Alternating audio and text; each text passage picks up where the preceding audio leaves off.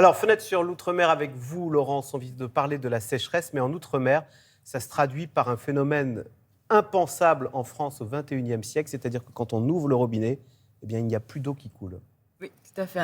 Alors, regardez ce titre d'un article de Guadeloupe Première, La Guadeloupe, l'île au problème d'eau.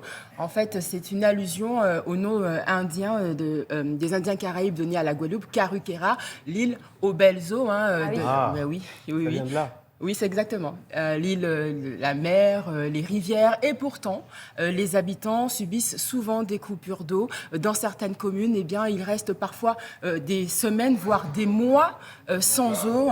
Oui, et c'est à cause de la vétusté des réseaux qui n'ont pas été entretenus. Les canalisations fuient en certains endroits. Alors même si des travaux ont commencé, mais ça va prendre des années. Alors ce problème est effectivement aggravé par la très dure sécheresse qui frappe la Guadeloupe. Les habitants de la commune de Sainte-Rose ont écrit au cabinet du président de la République. La Martinique rencontre les mêmes problèmes dans la commune du Lorrain, dans le nord de l'île. Près de 2000 habitants sont régulièrement privés d'eau depuis 1993 et ils n'en peuvent plus en Guadeloupe comme en Martinique. Eh bien, écoutez. Ça commence à devenir invivable parce que c'est plus possible. Et ça fait déjà très longtemps qu'on a ce problème-là. Comme je disais, ça fait 8 ans. Je me suis retrouvée il y a 8 ans de cela ici, dans la même situation. C'est-à-dire que ça n'a pas évolué, qu'ils n'ont rien fait. J'étais obligé de faire comme un voyage, moi. Tous les jours ici, tous les matins.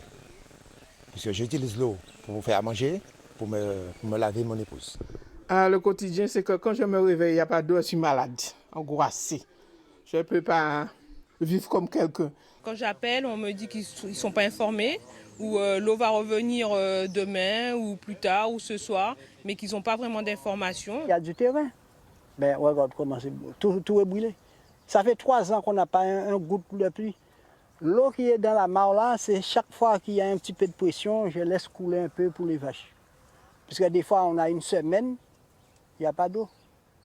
La situation est difficile, elle est encore pire dans d'autres collectivités d'outre-mer, Laurence. Oui, à Futuna, île de l'archipel de Wallis et Futuna, dans le Pacifique, les habitants n'ont pas d'eau potable et n'en ont jamais eu.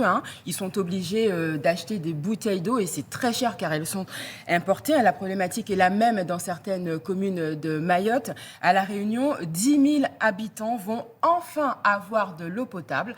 Ce sont les habitants de Petite-Île. Cela fait 35 ans qu'ils attendaient d'avoir de l'eau potable et ils vont enfin en avoir. Et Laurence, on a aussi trouvé une solution en Guyane pour l'eau.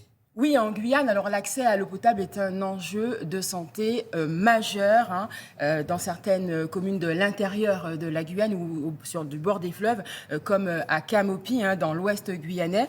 Il n'y a ni réseau d'eau potable, ni réseau électrique, mais une solution effectivement innovante a été choisie par l'ARS. C'est une fontaine à eau filtrante, une fontaine autonome. C'est une invention française et son avantage principal est d'empêcher les bactéries et les virus de contaminer l'eau, car c'est l'eau du fleuve qui est utilisée et qui rend malade surtout les enfants qui sont souvent hospitalisés.